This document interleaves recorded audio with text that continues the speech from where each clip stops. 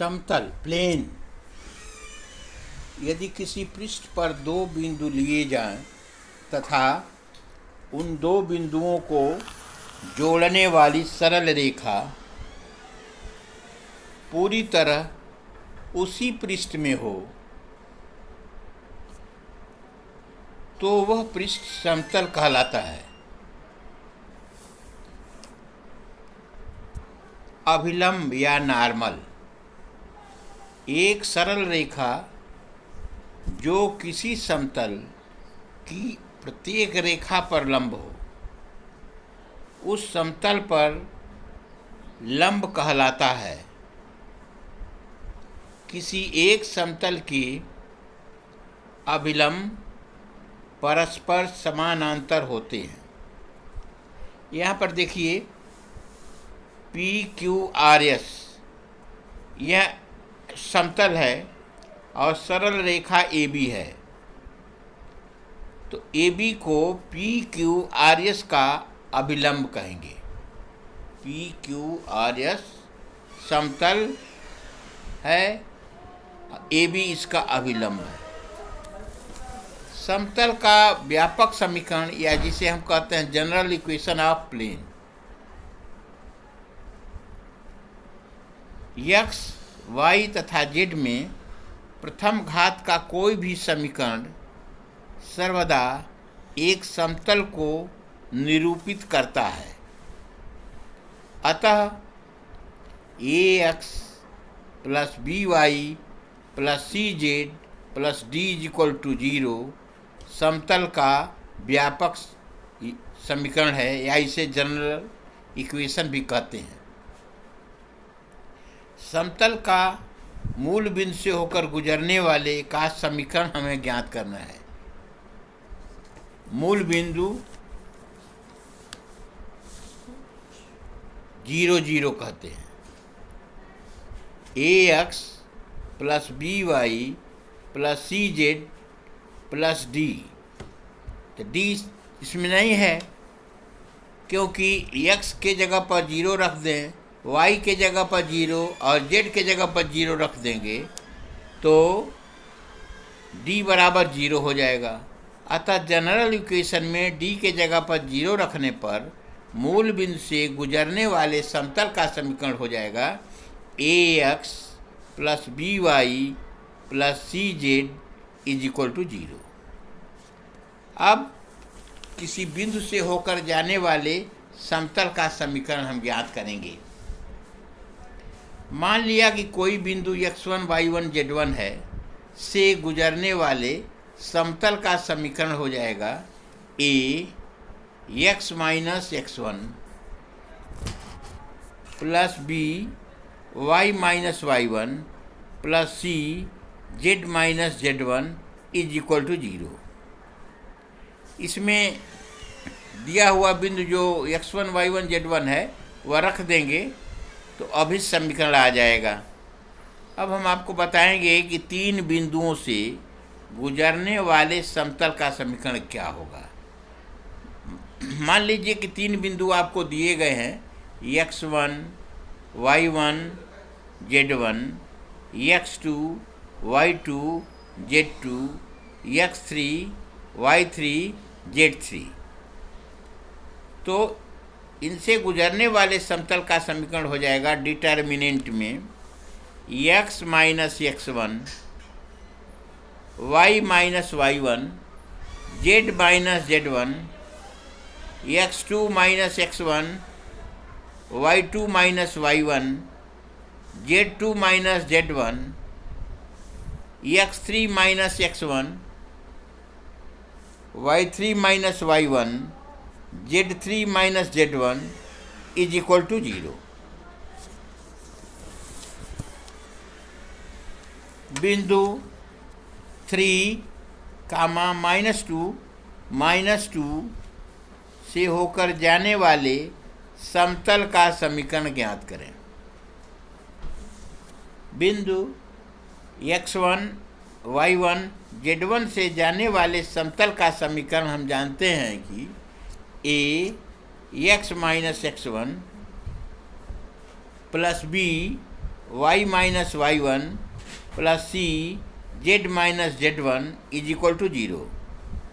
यहाँ x1 y1 और z1 के जगह पर 3 -2 है। अतः अभिष्ट समतल का समीकरण a x minus 3 plus b y plus 2 plus c z plus 2 is equal to 0। ठीक है, देखो कितना समय लगा।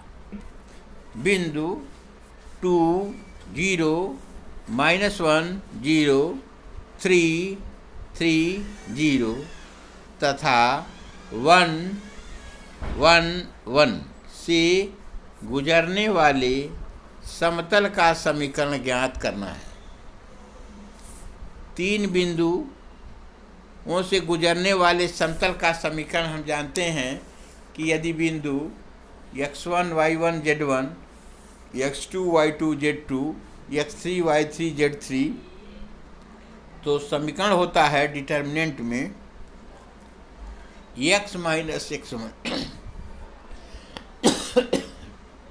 y minus y1 z minus z1 x2 minus x1 y2 minus y1 z2 minus z1 x3 minus x1 y3 minus y1 z3 minus z1 is equal to 0।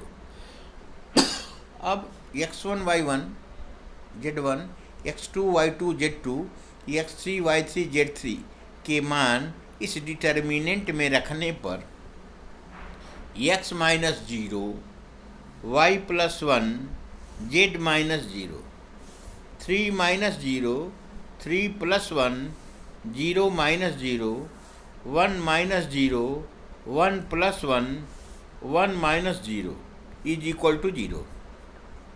या x y plus 1 z 3 4 0 1 2 1 is equal to 0 implies that x bracket में 4 minus 0 minus y plus 1 bracket में 3 minus 0 plus z bracket में 6 minus 4 is equal to 0 और 4x minus 3y minus 3 plus 2z is equal to 0 implies that 4x minus 3y plus 2z is equal to 3। अब समतल का अंतःखंड रूपी समीकरण बताएंगे। यदि a, b तथा c समतल द्वारा क्रमशः x अक्ष, y अक्ष तथा z अक्ष पर काटे गए अंतःखंड हैं, समतल का समीकरण हो जाएगा x upon a plus y upon b plus z upon c is equal to 1। यहाँ a b c अंतःखंड, इस पर आधारित प्रश्न है। उस समतल का समीकरण ज्ञात करें जो नियामक अक्षों पर -4 2 तथा 3 के अंतःखंड काटता है। यहाँ पर x अक्ष पर वह काटेगा -4, y अक्ष पर 2 और z अक्ष पर 3।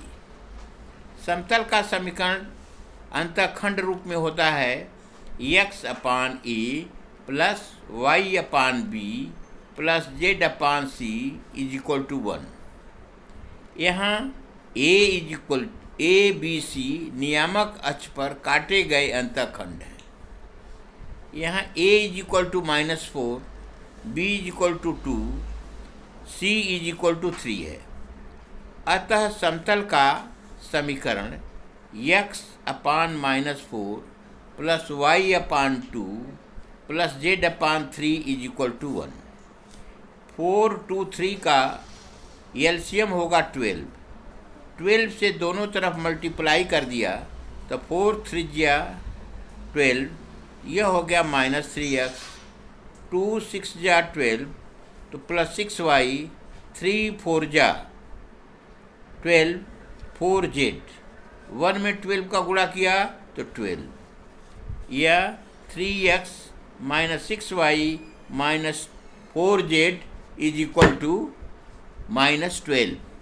यह रहा है आपका अभी समीकरण।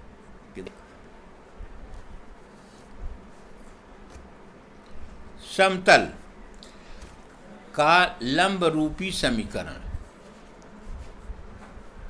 अभी अंतःखंड वाला समीकरण आप पढ़े हैं, अब हम बताएंगे कि समतल का लंब रूपी समीकरण कैसे ज्ञात करते हैं।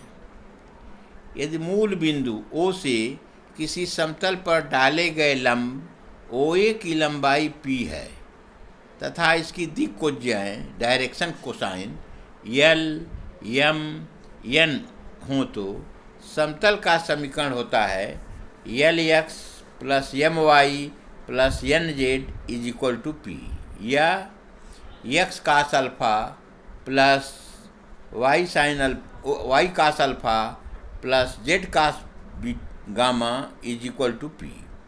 P लंब की माप होती है, अल्फा बीटा गामा जो होते हैं दिक् कोण होते हैं, और जब कास के साथ हो जाते हैं तो कास अल्फा कास बीटा कास गामा दिक् कोज्याएं हैं। दिए हुए समतल के समानांतर समतल का समीकरण ज्ञात करना है। समतल AX plus BY plus CZ plus D is equal to 0 के समानांतर समतल का समीकरण AX plus BY plus CZ is equal plus K is equal to 0। यहाँ D के जगह पर जो कांस्टेंट है उसके जगह पर हम K रख देते हैं, जहाँ K कांस्टेंट है, अचर है। दो समतलों के प्रतिच्छेद रेखा से जाने वाले समतल का समीकरण। माना A1x plus B1y plus C1z plus D1 is equal to 0, A2x plus B2y plus C2z plus D2 is equal to 0। दो समतल हैं, इनके प्रतिच्छेदी रेखा से होकर जाने वाले समतल का समीकरण।